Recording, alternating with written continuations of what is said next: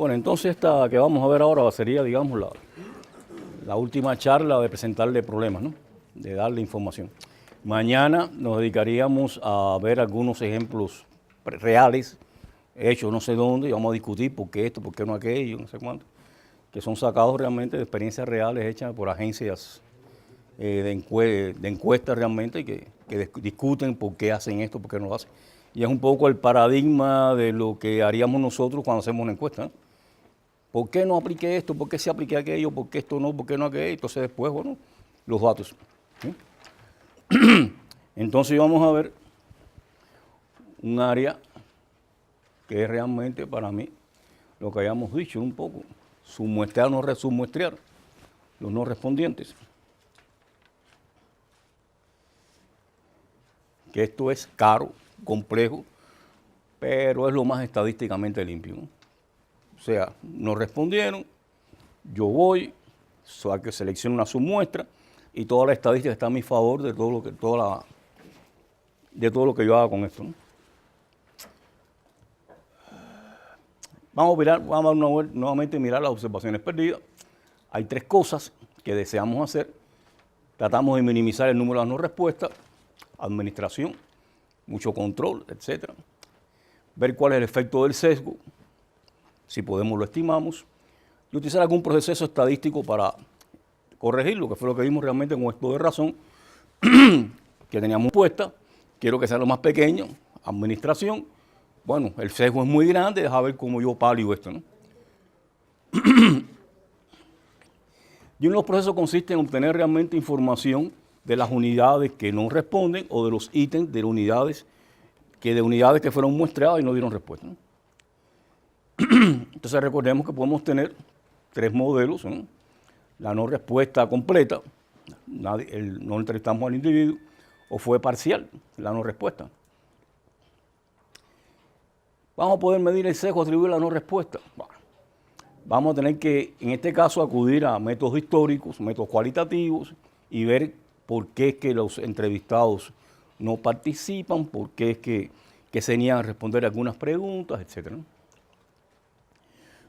Ya hay varios procedimientos que tienen como objetivo realmente saber por qué la gente no responde. Si yo tengo una agencia que se dedica a hacer encuestas en forma repetida por el mismo tipo de población, pues yo quisiera saber cuáles son los atributos de los no respondentes y tener eso tomar eso en consideración ya en la fase de diseño. Y con esto vamos a obtener alguna forma de ponderar dentro de la muestra, ¿no? Y tenemos algunos comportamientos usuales que vamos a hablar sobre ellos, ¿no? Y nos va a permitir fijar reglas para el tratamiento de las no respuestas.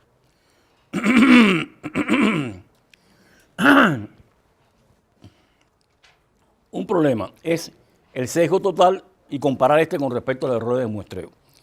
Si el sesgo con respecto al error de muestreo es pequeño, todo funcionó bastante bien y podemos arguir que no tenemos que hacer algunas cosas. La otra es determinar cuáles son los factores que hacen que la gente sesgue en sus respuestas. Y más aún,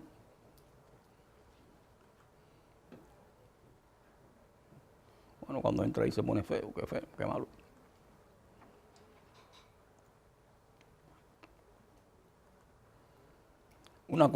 Cómo se combinan las pérdidas de información con respecto a las distintas causas que han aparecido, por qué se perdieron datos en la fase de recolección, por qué hay pérdidas cuando estamos analizando los datos. Bien. Y la sexta es, ya que no tenemos todo esto, sacar submuestras para ver qué pasa con las respuestas. Y sabemos que el sesgo de no respuesta va a ser muy fuerte cuando analicemos cuál es la tasa de ella, ¿no? El problema nuevamente es que tenemos errores atribuibles a un muestreo en la estadística y los errores ajenos a un muestreo. Y estos son los que están fuera de la teoría. O sea, decimos que este estimador es bueno, pues en la práctica ocurren una serie de cosas que vemos que tengo poca información, ¿qué pasó con esto? Se me perdió información, decían que era 100 y sin embargo han puesto 2000 y esto no es un dato creíble cuando el 100 es el máximo, etcétera.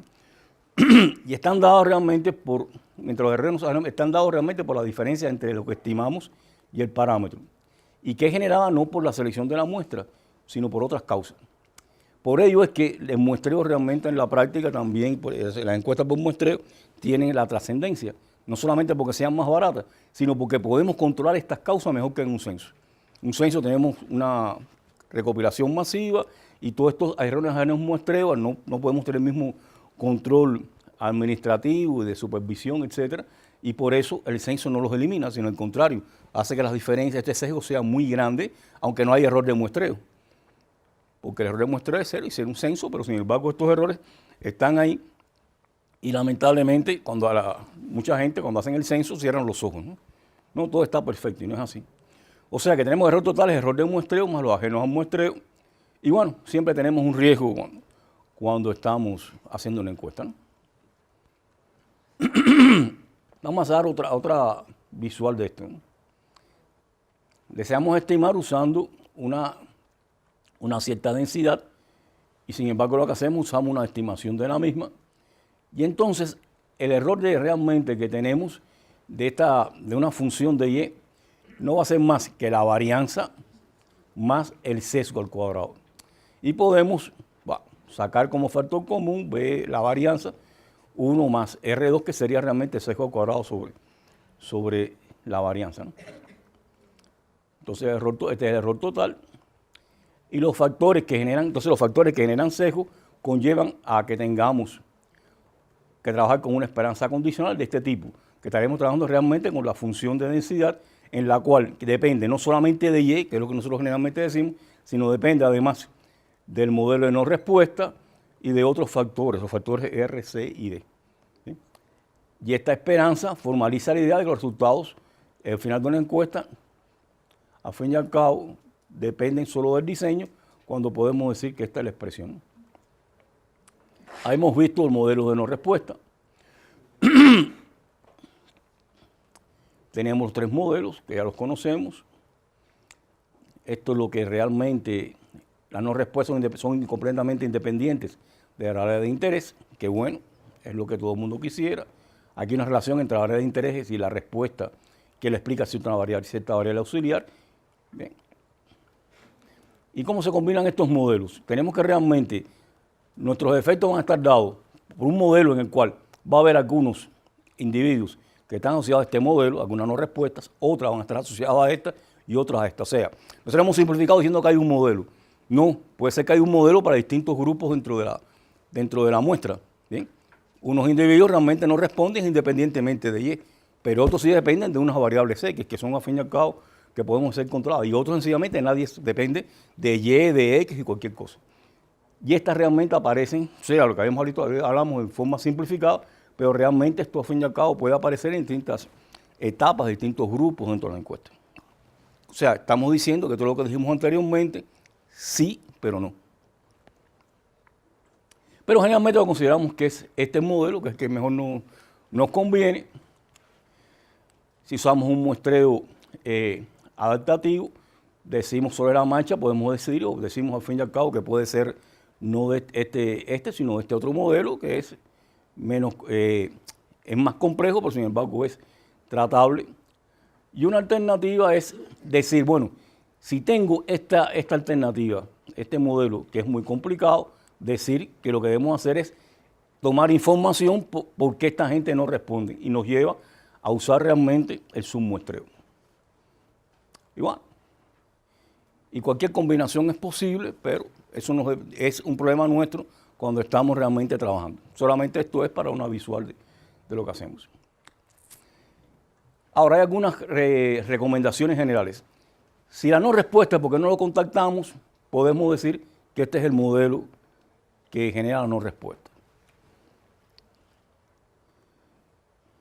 Si cuando lo entrevistamos dice que no, estamos diciendo que realmente las no respuestas dependen de la Y en general, ¿no? Por tanto, ese sería el modelo que utilizaríamos. Y bueno, queda por nosotros decir cuál de ellos es a la larga, ¿no?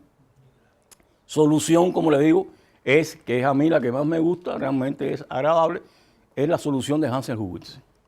Ellos consideraron que realmente la media en la muestra podemos considerarla como una suma ponderada de la media de las respuestas y la media de las no respuestas, o sea, las que han sido generadas al fin y al cabo por un cierto modelo, cualquiera sea el modelo.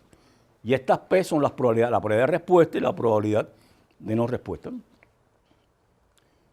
O sea, PR, como es lógico, dije la probabilidad y no debe ser la probabilidad, pero realmente lo que él utiliza aquí es la probabilidad condicional, la probabilidad, ¿cómo se llama esto?, que estimamos a partir de la encuesta, o sea, es la fracción de respuestas en la muestra y la fracción de no respuestas en la muestra. O sea, eso no sería más que el número de respuestas sobre n, el número de no respuestas sobre n. Y utiliza esto como un modelo probabilístico, ¿no? O sea, entonces el análisis lo hacemos condicionalmente. Podemos buscar la varianza de este estimador, bajo esta estructura. Bueno, aquí es al cuadrado, ¿no? Nos quedaría la suma de las varianzas más estos otros términos. Y entonces, entre las cosas que podemos decir es cuando la utiliza autorrespuesta, puede producir también sesgo, puesto que solamente van a responder a aquellos que tienen ciertas opiniones. Tenemos que tomar esto en consideración también. Entonces, ¿qué es lo que muchas veces hacemos? Tomamos una muestra, como por ejemplo la de correo generalmente, tomamos una submuestra, a fin y al cabo, para ver cuán bien funcionaba en esta autorrespuesta. Entonces hay unos consejos generales. Las agencias estadísticas más conocidas de los Estados Unidos han consensuado lo siguiente. Si hay muchas no respuestas, asumimos que es NMR. O sea, vamos a sacar una submuestra y vamos a ver qué pasa. Hay algo ahí que no funciona bien en la población. Si son pocas, usamos la respuesta, o sea, amputamos y seguimos trabajando, no hay problema con esto. Y si hay covariables, pues considerar que es una combinación de MAR y MC-MAR. O sea, que no es este caso que es el complicado, sino vamos realmente a considerar que es una combinación de estas que están acá. Y bueno, esto es ingenuo, pero funciona, ¿no? Hay algunas recomendaciones prácticas, ¿no? Y es hacer una tabla de 2x2 con los resultados que tenemos en la encuesta. Vamos a tener los que respondieron en dos visitas, los que respondieron solamente en la primera y no en la segunda, y los que hicieron lo contrario, ¿no? Y este es el número que no respondieron en ninguna de las dos visitas. Y entonces hacemos una tablita con estos totales de este tipo y podemos analizar esta tablita al fin y al cabo de cuáles son las relaciones, y con esto que podríamos decir si podemos aceptar que son pocas, que son muchas, si podemos aceptar un modelo u otro. ¿Bien? Y entonces podemos calcular Rn más Nr, o sea, porque tiene una menor respuesta, sobre el número total de respuestas en las dos ocasiones, y se define la tasa potencial del sesgo de respuesta, que es, al fin y al cabo, el número de no respuestas en las dos menos estas en las cuales alguien respondió sobre el número de no respuestas. Y esto nos permitirá avalar cómo se comporta la población ante la no respuesta. O sea, que si hacemos una encuesta y aparece no respuesta, tiene sentido hacer una tablita de este tipo, escribirla, comentarla, si es grande, eso es lo que realmente va a soportar lo que digamos que si es un modelo u otro, que hacemos encuestas, no sé, submuestreamos o no. Indudablemente valores altos de esta suma nos dan una idea de que las no respuestas siguen este modelo, son generadas por este modelo de no respuesta. Y valores altos de no respuestas en la 2 dan una idea que sí, que este es el modelo que genera las no respuestas. Nuevamente son reglas que son aceptadas al fin y al cabo generalmente, y bueno, actuaríamos en consecuencia cuál es el método de imputación que utilizaríamos, ¿no? ¿Y qué más podemos decir de las reglas? Bueno, que esto nos da alguna pauta para trabajar con esto y nos permite tomar determinadas decisiones cuando estamos haciendo organizar nuestra encuesta, o sea, cómo asignamos los recursos, a quién le asigno los mejores encuestadores, cuáles son las tareas priorizadas de supervisión. Y en particular, el problema es conocer el comportamiento de esta probabilidad de respuesta, que es clave. Si nosotros hacemos nuestra encuesta repetidamente, pues podremos estar afilados en ver más o menos cuál es este PR, ¿no? Y ver qué ocurre con respecto a la probabilidad de respuesta de una forma u otra. Y es conveniente en los informes que hacemos al cliente para uso posterior de la encuesta, pues hacer una discusión de la relación metadata para data, o sea, cuál es la información relevante sobre cómo se hicieron las entrevistas, el número de visitas para obtener la respuesta, porque en muchas ocasiones, si nosotros decidimos tomar información sobre los no respondentes, posiblemente en la segunda visita no aparezca. Vamos a hacer la segunda, la tercera, la cuarta, hasta que esa persona responda, ¿no? El tiempo que utilizamos en las entrevistas individuales, esto permitirá calibrar el costo de futuras encuestas y la exactitud de los marcos muestrales, que nuevamente las no respuestas que tengamos porque los individuos no están cubiertos por el marco, etc. O sea, todo esto es una información que siempre trataremos de dar para dar transparencia y ganar en credibilidad en lo que estemos diciendo. No que hicimos una encuesta y todo funcionó bien, esta es la media, esta no sé qué, mira las tablitas, no tenemos que decir eso en algún capítulo. Y sobre todo una información adicionalmente, que es lo que nos interesa un poco acá, más los no respondentes. ¿Por qué? ¿Qué había con el cuestionario? ¿Qué preguntas afectaron? ¿Qué pasaba con el marco? ¿Qué pasó en las condiciones de trabajo del campo? Para poder justificar o describir cuáles han sido los factores en la no respuesta. Y cuál ha sido la efectividad de los enumeradores y los procesadores, nivel de escolaridad, experiencia, cuántos errores se detectaron cuando hicimos chequeo de la tabla Excel, bla, bla, bla. Kish y Hess sugirieron, a fin y al cabo, rehusar los no respondientes para obtener información sobre las causas de no respuesta. O sea, cuando yo vaya a ver los no respondentes, a fin y al cabo, yo tengo información sobre ellos, tratar de obtener además información de por qué no respondieron inicialmente. No respondió, el señor no respondió, nos buscamos para la no respuesta, para la segunda visita, una muchacha agradable, con psicología, respondió. ¿Y por qué no respondiste la primera vez? No, es que eso es interesante, sacarlo además como información en esta revisita.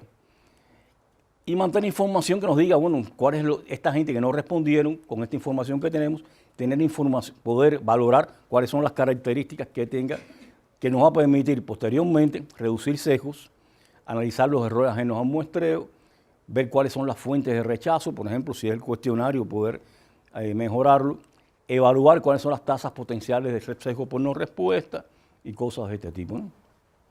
Y esto nos va si vamos a hacer encuestas repetidas, pues nos va a ayudar a esto, ¿no? Y adicionalmente, bueno, parte de la historia, que es un poco muy en línea con lo que habíamos discutido la conferencia de ayer de las magistrales, pues dar acceso libre a los archivos que hemos dado, revisitar a los no respuestas para ver cuál es la naturaleza de la paradata que tenemos, y para hacerlo y hacer eso regularmente con todas las investigaciones que hagamos. Tenemos problemas que nos sacan de paso. Podemos analizar gente que pudieron ser potenciales respondientes, quizás yo tenía que entrevistar a las personas en esta casa y sin embargo no estaba, y me pregunto, ¿y por qué fulano no está? ¿Qué es lo que le pasa? Podemos tener información por otras vías, por esta línea. Examinar qué aspectos hacen que los entrevistados pues duden de que sean confidenciales los datos. Por ejemplo, si pensamos un caso tan simple como preguntarle a un estudiante si cometió fraude, este es un no respondente potencial. Aquí hemos quitado que digan mentiras, estamos pensando solamente en que digan, no te voy a decir eso, no respondente en una encuesta de la universidad. Cuando hay que me entrevistan en una encuesta, no hablo, que me van a preguntar sobre fraude, no voy a hablar de eso. Otra cosa es hacer experimentos para identificar el estatus de estos potenciales no respondentes y comprobar ideas sobre las causas de esta. Y bueno, esto cae en el ámbito de la psicología, la sociología, con el conductualismo, etc. Pero si hay dinero, ¿por qué no? Y todo esto sería las cosas que podríamos resolver en la fase de diseño de la encuesta, ¿no? Incluir que esto se va a hacer, hay un costo, bueno, hay que ponerlo en el costo, si el cliente no da dinero, no está de acuerdo, no lo hace, pero si realmente hay posibilidades, y va a ser un cliente, ¿cómo decir? Un cliente que va a seguir usando nuestros servicios, quizás, qué bueno, usted me va a permitir porque vamos a seguir así usando tu servicio, vamos a seguir haciendo encuestas, qué bueno que pueda saber qué es lo que pasa con esto, mejorar mi cuestionario, etc. Y la solución, como decía, más limpia, es saber qué dicen los respondentes y qué dicen los no respondentes. Habíamos visto de lo que consideramos entonces que hay un estrato en que están los que responden y otros en que están los que no responden. Lo que no sabemos cuáles son. No sabemos qué pasa a priori. Sí, solamente después que se seleccione la muestra es que se identifica esto. Pero si damos un paso atrás nos damos cuenta que eso es lo que hacemos solo con el muestreo doble para estratificación. O sea, tomamos una muestra, identificamos quiénes están en los estratos y entonces hacemos muestreo doble para estratificación. Es una técnica usual en ¿cómo se llama esto? Dentro de las herramientas de muestreo doble. Y este es el problema, al fin y al cabo, del submuestrear. No es más que un problema de muestreo doble, muy particular, ¿no? O sea, que vamos a hacer entrevistas a algunos de los que no responden, sacamos una muestra de estos señores, que entre las que pondríamos tiene sentido algunas que nos digan por qué no contestaron en la primera. Podemos controlar entonces algunas de las características sociodemográficas, a ver si realmente en algunas zonas hay más propensión para las no respuestas, si realmente hay una razón adicional. Si la submuestra es representativa, pues vamos a poder hacer las inferencias tal y como hacíamos anteriormente. Solamente estamos considerando que hemos utilizado muestreo doble y toda la tecnología estadística para encuestas complejas, que entre ellas contempla el muestreo doble, pues son utilizables. No hay ninguna complicación. Por eso decía que es estadísticamente limpio, más caro, pero es realmente lo más aceptable. ¿Qué hacemos? La submuestra es evaluada usando un método más caro, más seguro. Por ejemplo, si fue por correo, que es usual, mandamos una encuesta por correo y después lo que vamos a hacer es un contacto con los no respondentes, contactando telefónicamente o mediante entrevistas personales que lo podamos convencer de que nos dé la respuesta. ¿Bien? Y nuevamente usted debe estar considerando los costos del muestreo. Y entonces para hacer un análisis de esto vamos a buscar una teoría que nos permita sostente cómo hacer este muestreo. El modelo 1 es el que nos dice que las respuestas son fijas, o sea, no cambian. O sea, no va yo vaya a submuestrear, este individuo va a responder lo que hubiera respondido en la primera respuesta. Y otro modelo es que las respuestas son aleatorias. Lo que hubiera dicho ayer cuando hice la encuesta no me lo dice la semana próxima cuando haga la misma encuesta. Y es lógico, ¿no? Si me preguntan cuánto dinero tengo en el bolsillo, no es fija. Esto realmente varió a partir de una serie de factores que consideramos aleatorios, lo que compré, etc. Y cada modelo brinda unos métodos para indagar condiciones bajo las cuales aparecen las no respuestas.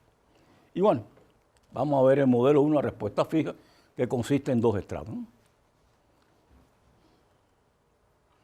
O sea, tenemos respondentes, no respondentes, bien.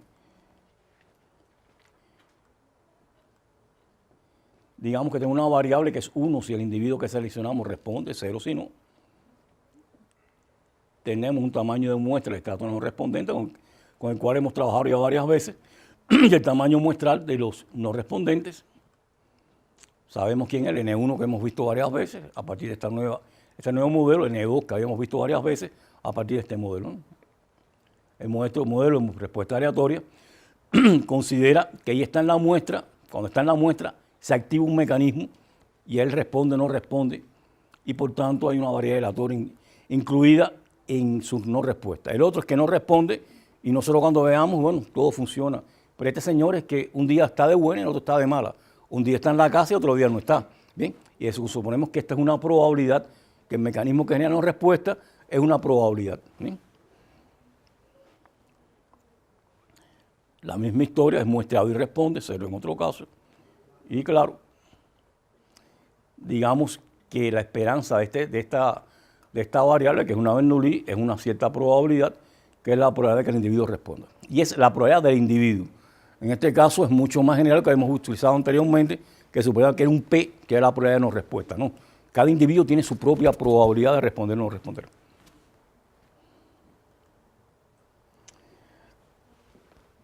Entonces, nosotros no podemos ignorar las situaciones que tengamos, ¿no?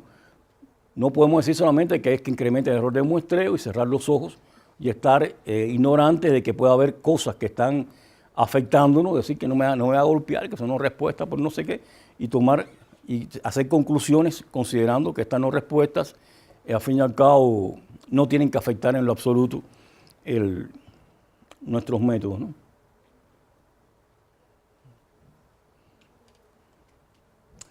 Entonces, hacer el submuestreo, lo que aplicamos, como habíamos dicho, es un muestreo doble para estratificación. Y lo que hacemos es la forma de entrevista o callbacks, como se dice en la literatura generalmente. Muestreo doble para nosotros tiene dos pasos. Tenemos un tamaño, aquí sería, bueno, N mayúscula pusimos ahí, pero es N mayúscula, minúscula como habíamos visto, ¿no? Este tamaño de la muestra inicial, aquí sería N chiquita. La unidad se clasifica en uno de los dos estratos. Tenemos N1 en el primer estrato, N2 en el segundo. La diferencia aquí es que la variable Y la medimos acá y aquí no medimos la variable Y como el muestreo doble usual, que tomamos la variable y clasificamos.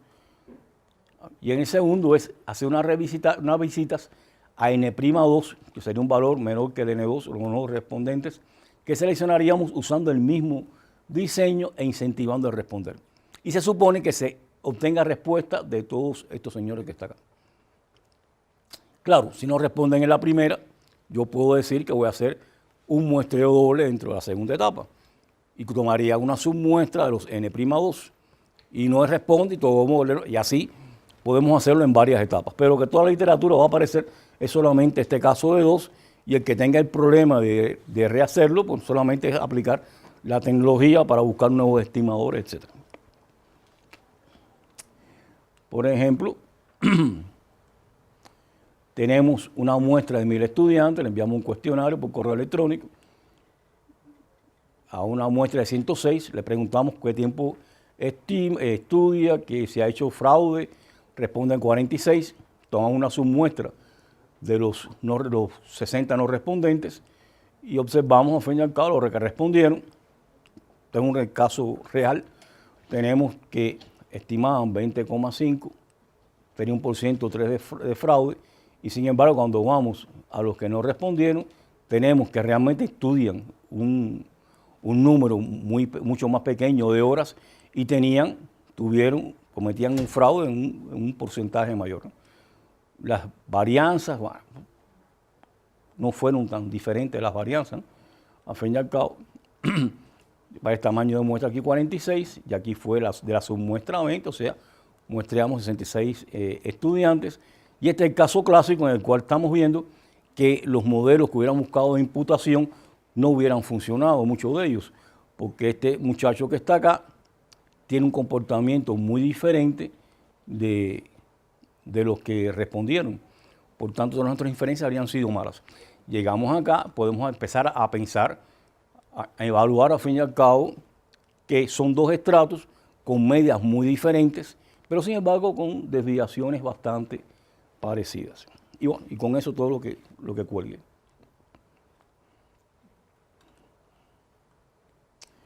¿Cómo hacemos la estimación? Bueno, es lo que vamos a ver en adelante.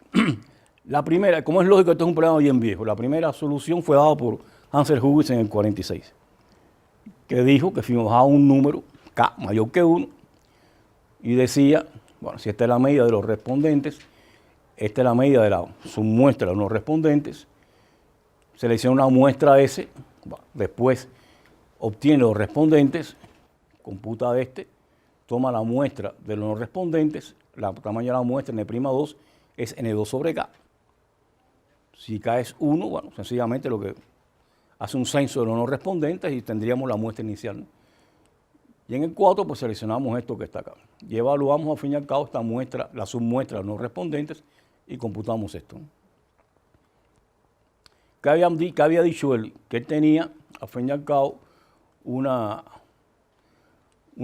suma de las medias de los respondentes, la media de los no respondentes, ponderadas por la probabilidad de respuesta en la probabilidad de la estimación de la probabilidad de respuesta y la probabilidad de no respuesta. En este caso, no tenemos y media 2, sino tenemos realmente la estimación de la media de los no respondentes. Digamos que esto es una especie de ponderación W1 en la muestra.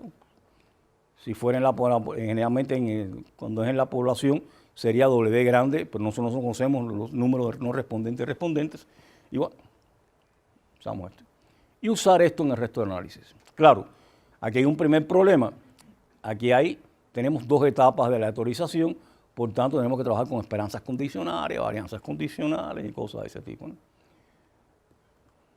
Y entonces, pero teóricamente funciona muy bien, pues cuando hayamos la esperanza condicional, pues la esperanza y media prima, la de la submuestra, cuando fijamos la muestra es la media de la muestra que no observamos.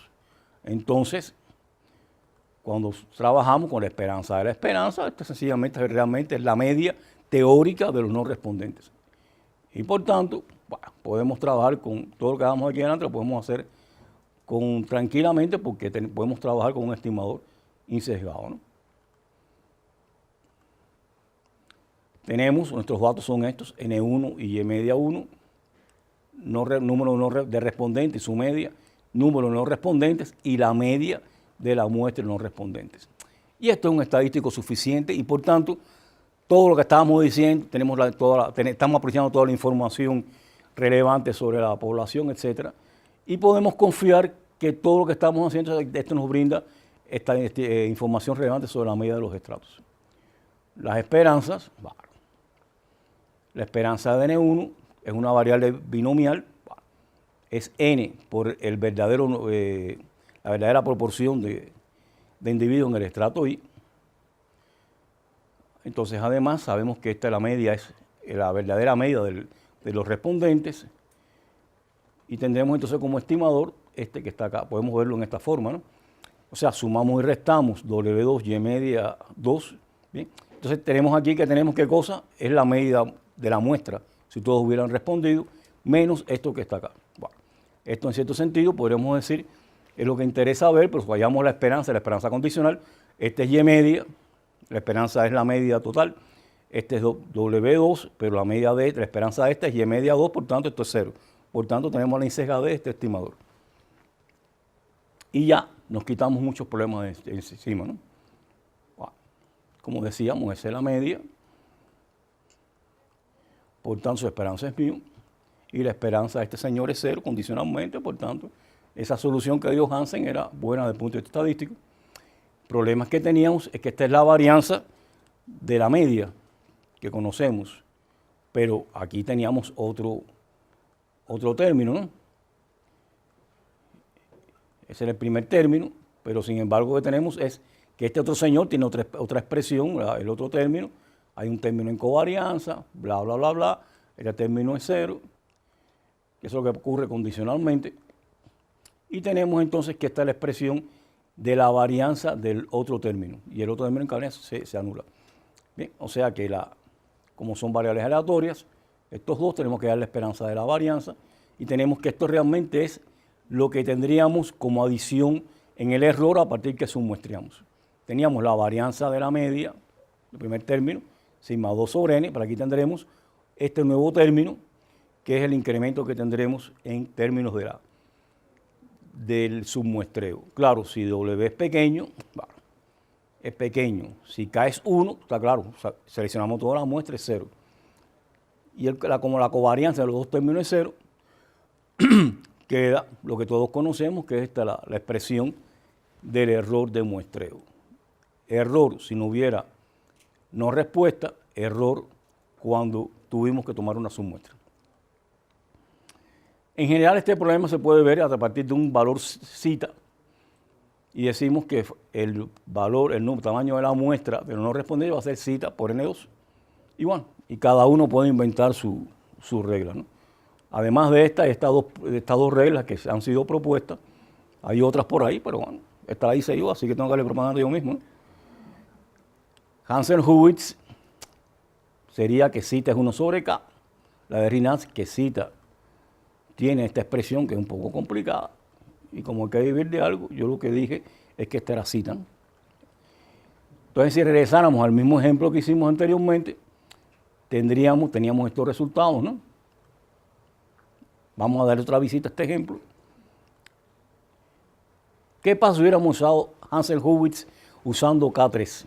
Que hubiéramos usado, si hubiéramos usado S con H igual menos 0,48, menos 0,48.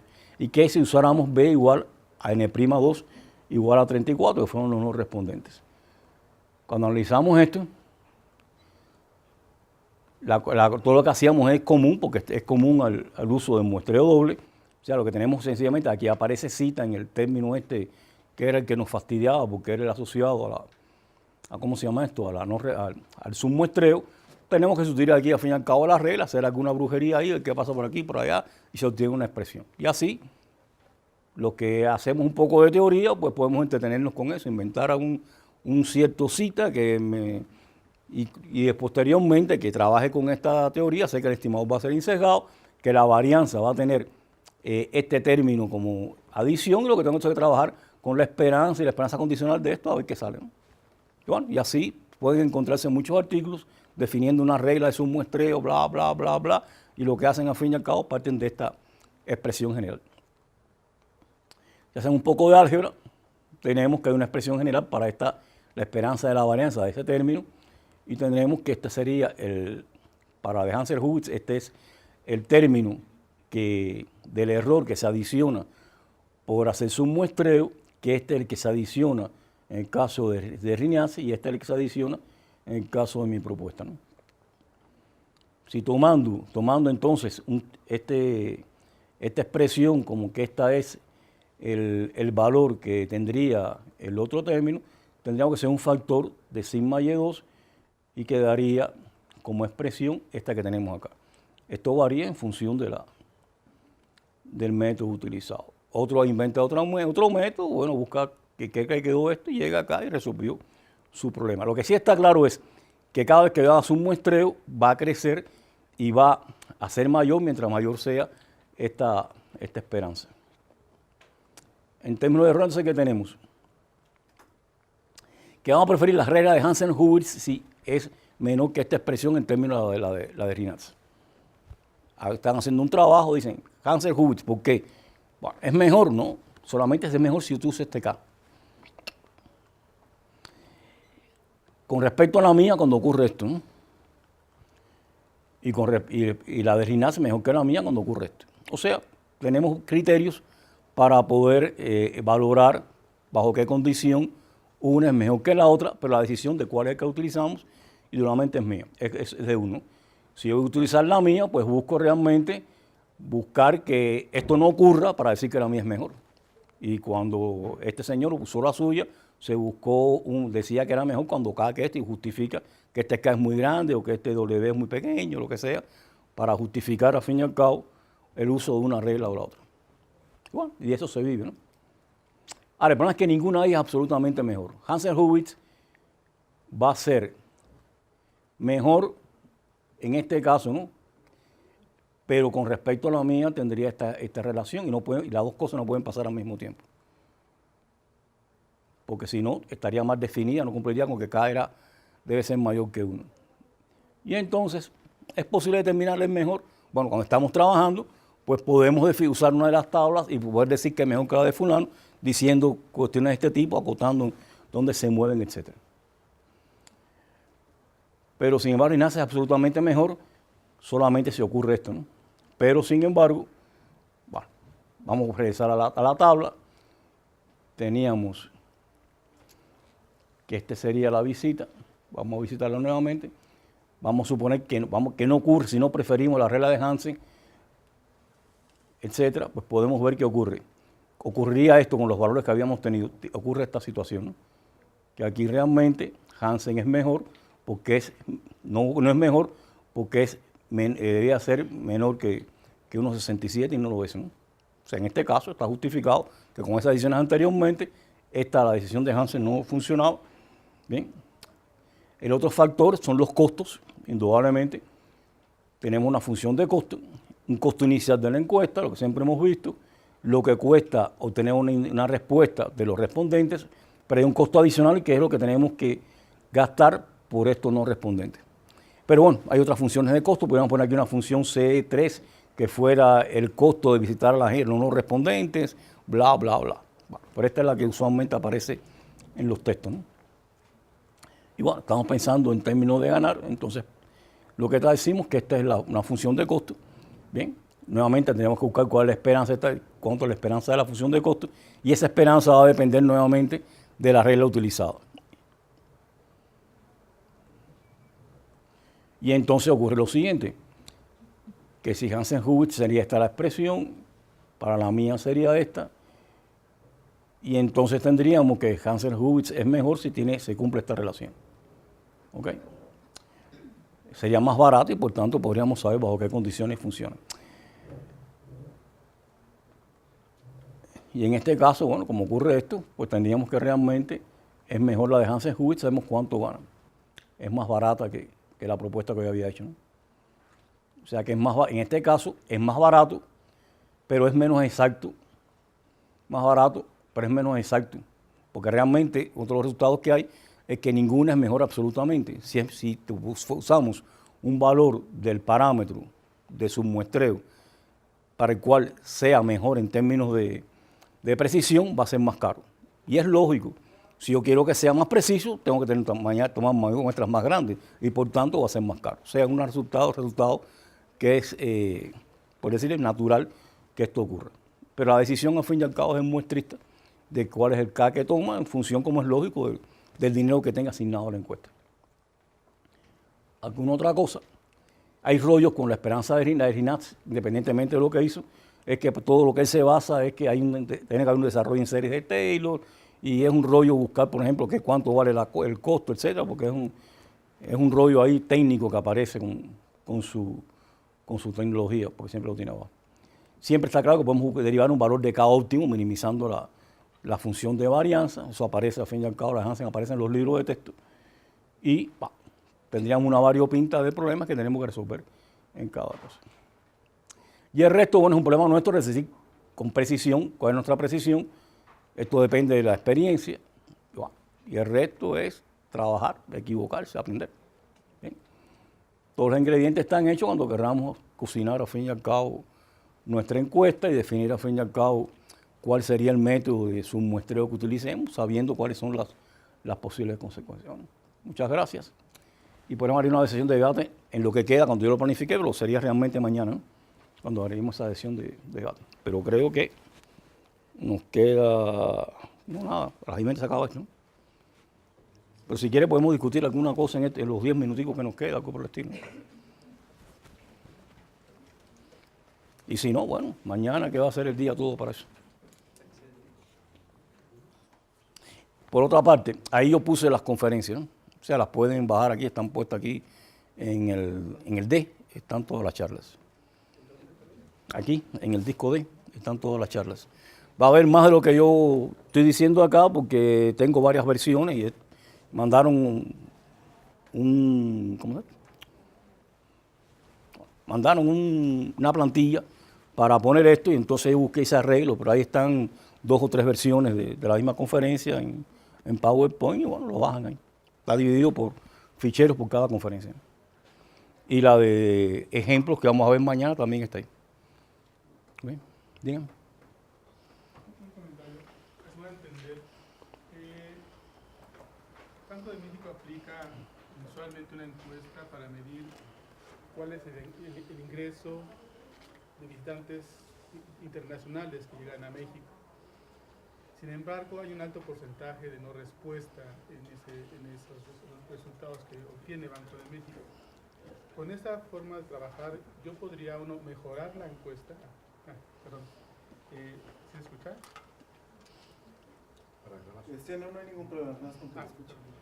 En este caso, Banco de México encuentra que hay un elevado porcentaje de no respuesta en la parte de ingresos principalmente.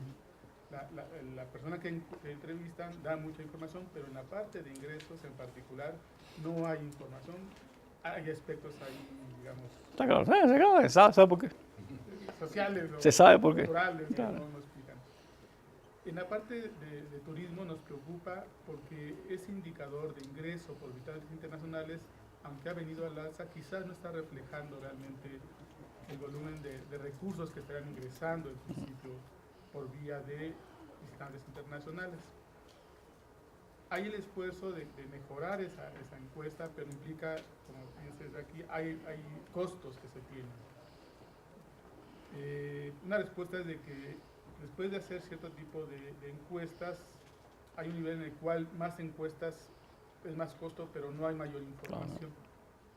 Sin embargo, de lo que yo veo aquí hay formas de mejorar la encuesta que aplicamos, una, y también explicarse, por supuesto, la no respuesta, y quizás que pueda ser obvia el resultado, nos ayudaría a mejorar la encuesta, a obtener resultados. Entonces, este aspecto donde turismo, la área de turismo se interesa en que sea más precisa la parte de ingresos por turistas internacionales, y hay otra parte que, bueno, metodológicamente responde a aspectos de contabilizar para efectos de balanza de pagos, y con eso me quedo, ya no puedo ir más allá. Pero aquí hay, digamos, mucho material que nos da elementos de cómo... Bueno, hay dos cosas. Puedo decirte que sí, pero va a ser que no. Porque dice, aquí nos dejamos fuera de esto porque era el tema. No está en que la gente no responde porque no le dan la gana, y no te lo voy a decir porque no me conviene. Eso nunca lo va a resolver por muchas entrevistas que vaya, y la imputación no va a servir para nada. Para eso hay una tecnología que es la de respuestas aleatorizadas, randomized response, que es otra cosa, que es precisamente para paliar los fraudes que puedan haber por que la gente eviten declarar que tiene un estigma social. O sea, no quiere decir cuánto gana para que no le suban el impuesto o no digan que está falseando, el otro porque es drogadicto, los choferes porque no van a decir que no se llevan ninguna que respetan todas las leyes del tránsito. Eso no voy a responder. Entonces, esta tecnología de randomized response es otra cosa, porque el problema es que le someten al individuo, cuesta dinero.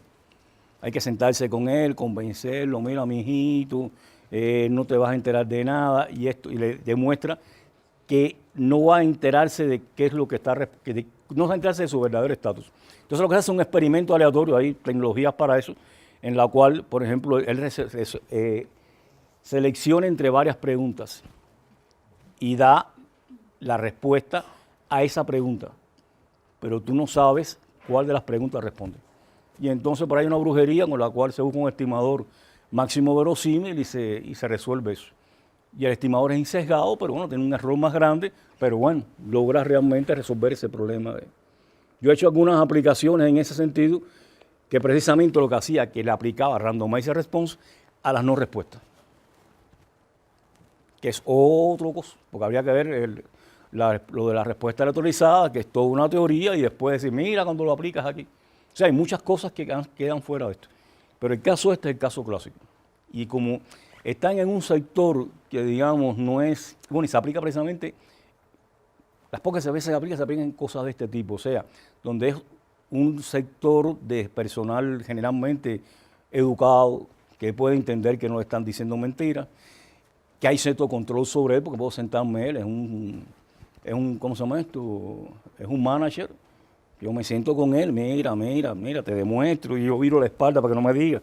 O sea, aquí mira, coge los papelitos y los selecciona. No los miro, yo no los miro. Y entonces esa persona, si se da cuenta que es así, dice, pues voy a responder la pregunta que le aparezca. Entonces hay varias técnicas, si son relacionadas, no son relacionadas, no sé cuánto. Y entonces se resuelve con eso. Es lo que realmente, este caso es típico para un problema de ese tipo. Voy a las no respuestas y entonces le aplico ese método, y bueno, la misma historia, y no... meto un muestreo doble, no sé qué, entonces aquí yo pongo el estimador de randomized response en el otro componente, y tiene esas propiedades. Y en general la gente responde cuando dice, bueno, deben responder casi todo el mundo. Si los convenzo adecuadamente, que no sea un muchachón preguntándole una planilla que le llega, sino sentándose con él, dándole su tratamiento, convenciendo, la gente generalmente funciona. y se usa mucho para estas cosas, ¿no? Donde la gente no quiere que sepan qué es lo que hay. Tú no puedes decir cuánto tengo, tú respondiste algo, pero había 5 preguntas y respondiste una. ¿Cuál es? No sé. A lo que yo sé, que como yo lo sí conozco, es la probabilidad de que respondas la que me interesa. Y ahí hacen esa brujería ahí, taca, taca, taca, taca, y se saca un estimador de esa media. Pero es otra cosa, ¿no? Y no, bueno, en este curso no llegábamos a eso, sino solamente esta cosa de darnos respuesta.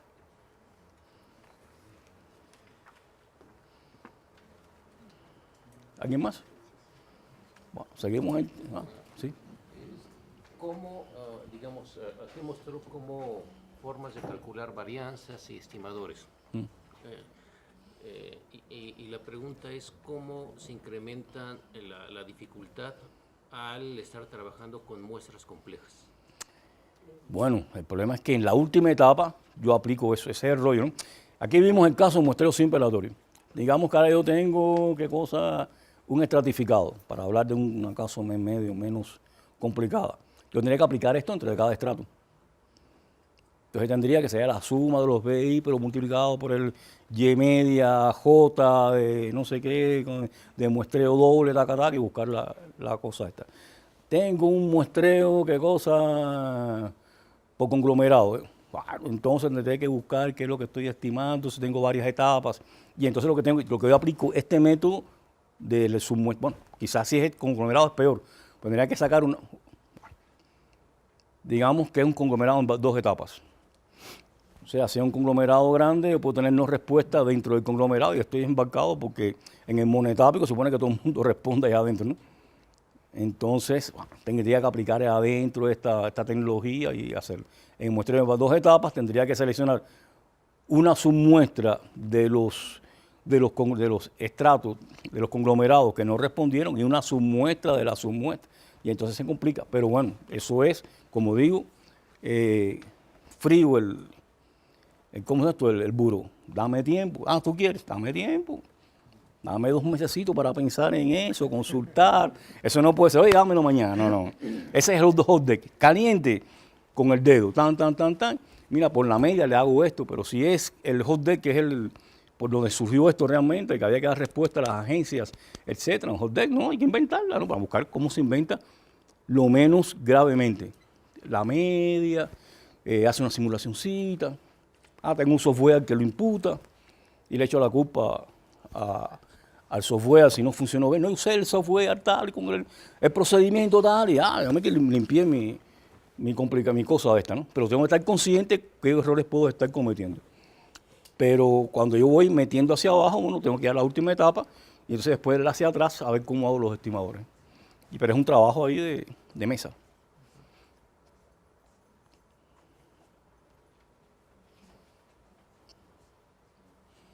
Bueno, seguimos entonces mañana.